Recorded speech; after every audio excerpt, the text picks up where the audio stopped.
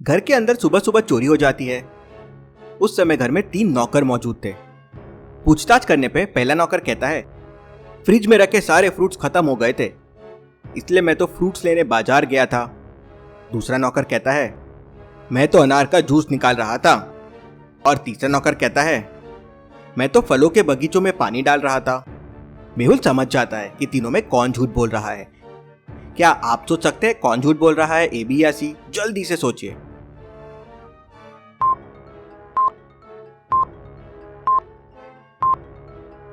चलिए इसका आंसर देखते हैं। पहला नौकर कह रहा था कि घर के सारे फ्रूट्स खत्म हो गए थे, तो दूसरा नौकर अनार का जूस कैसे निकाल सकता है? मतलब दोनों में से कोई एक झूठ बोल रहा है। लेकिन तीसरे नौकर की बातों पे भी ध्यान दीजिए।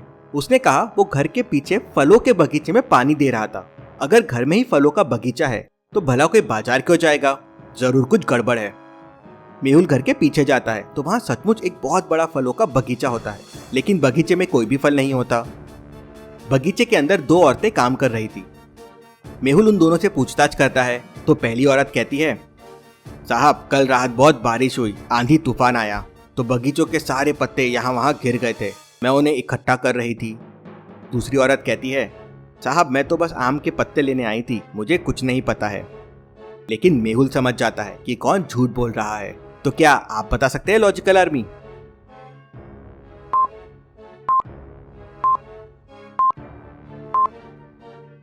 चलिए इसका आंसर देखते हैं। पहली वाली औरत ने कहा कि रात भर बारिश हुई। इसका मतलब तीसरा वाला नौकर झूठ बोल रहा है, क्योंकि उसने कहा था वो बगीचे में पानी डाल रहा था। अब भला इतनी बारिश होने के बाद कोई पानी कैसे डाल सकता है? मेहुल उसे पकड़ लेता है तो वो बताता है कि मेरे साथ पहला वाला नौकर भी मिला हुआ है। और कौन कौन है तुम्हारे साथ? तो पहला नौकर बताता है कि उनके साथ एक और आदमी है जो सारे गहने चुराया और अभी अभिलाषा ज्वेलर्स में बेचने के लिए गया है। मेहुल तुरंत अभिलाषा ज्वेलर्स पहुंच जाता है। वहां उसे बहुत सारे लोग दिखाई देते हैं। तो क्या आप बता सकते हैं इतने लोगों में वो कौन है जो चोरी के गहने बेच रहा है? सोचिए और आपका आंसर कमेंट कीजिए।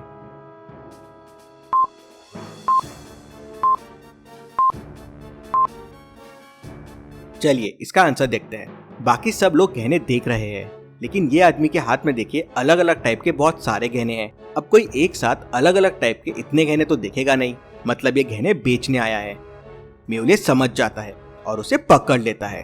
Detective Mehul rocks. चलिए अगली पहेली देखते हैं।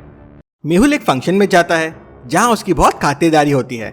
सबसे पहले उसे खाने के लिए एक एप्पल दिया जाता है, उसके बाद बड़े बड़े बनाना दिए जाते हैं, उसके बाद उसे कोकोनट का पानी दिया जाता है और लास्ट में उसे ड्रैगन फ्रूट दिया जाता है। मेहुल समझ जाता है कि ये सारे फ्रूट उसे एक पैटर्न में मिल रहे हैं। क्या आप बता सकते हैं उसे फ्रूट्स कौन से पैटर्न में मिल रहे हैं? सोचिए और आपका आंसर कमेंट कीजिए।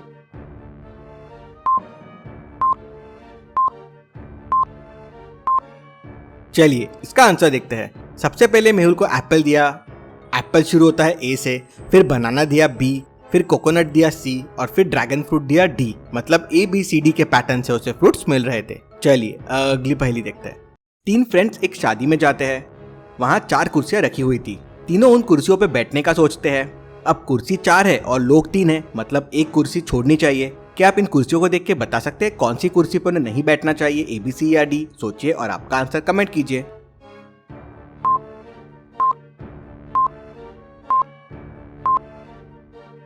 चलिए इसका आंसर देखते हैं। सी वाली कुर्सी को ध्यान से देखिए, उसके पीछे वाला एक पैर टूटा हुआ है, इसलिए उन्हें वो चेयर को अवॉइड करना चाहिए और बाकी 3 चेयर्स पे बैठना चाहिए। चलिए अगली पहेली देखते हैं। चलिए अब मैं आपसे एक बहुत ही इंटरेस्टिंग मैचस्टिक पजल पूछता हूँ। इमेजिन कीजिए कि एक मैचस्टिक की काव है। अब ये लेफ्ट डायरेक्शन में देख रही है। अब बस 2 मैचस्टिक मूव कीजिए जिससे काव राइट डायरेक्शन में देखनी चाहिए। है ना ये इंटरेस्टिंग? सोचिए सोचिए। समय चाहिए तो वीडियो को पॉज करके सोचिए।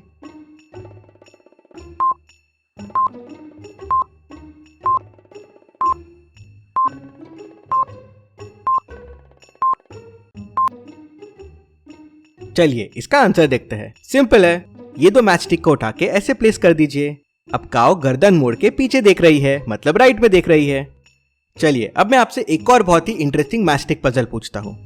आपके सामने ये 6 मैचस्टिक रखे हुए हैं। अब सारे मैचस्टिक एक दूसरे को टच नहीं कर रहे हैं। अब आपको मैचस्टिक्स को इस तरह से रखना है कि हर मैचस्टिक बचे हुए 5 मैचस्टिक को टच करेगी। सोचिए सोचिए कैसे रखेंगे आप इन मैच स्टिक को जिससे हर मैच स्टिक बाकी 5 मैच स्टिक को टच करे। समय चाहिए तो वीडियो को पॉज कीजिए।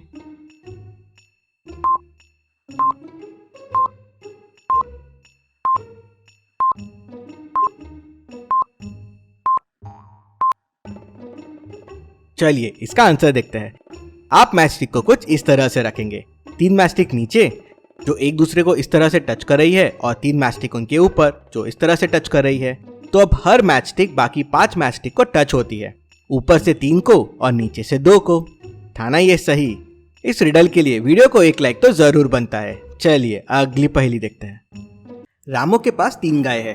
पहली गाय सुबह शाम 4-4 लीटर दूध देती है, दूसरी गाय केवल शाम के टाइम पे 9 लीटर दूध देती है और तीसरी गाय सुबह और शाम 5-5 लीटर दूध देती है। तो क्या आप सोच के बता सकते हैं कौन सी गाय रामू को सबसे ज्यादा फायदा देती होगी? ए बी या सी? सोचिए और आपका आंसर कमेंट कीजिए।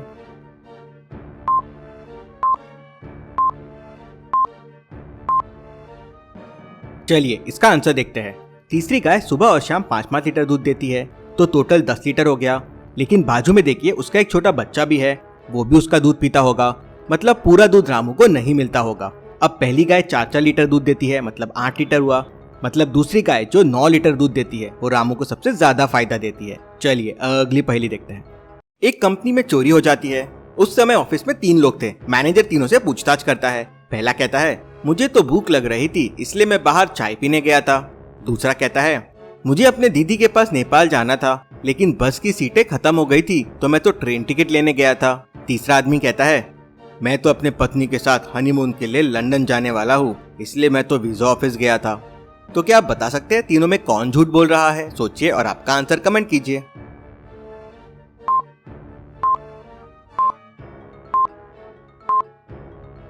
चलिए इसका आंसर देखते हैं। दूसरा आदमी झूठ बोल रहा है क्योंकि भारत से नेपाल कोई ट्रेन नहीं जाती है। चलिए अगली पहेली देखते हैं।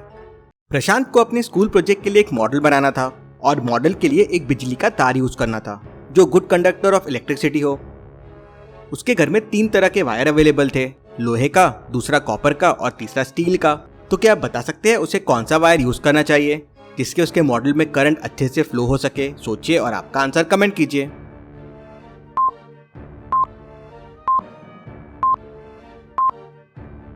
चलिए इसका आंसर देखते हैं। प्रशांत को कॉपर का वायर यूज करना चाहिए क्योंकि कॉपर बाकी दोनों के मुकाबले में बेटर कंडक्टर ऑफ इलेक्ट्रिसिटी है।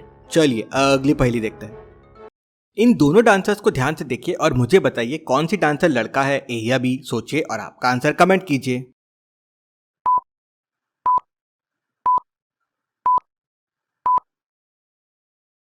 चलिए इसका आंसर देखते हैं।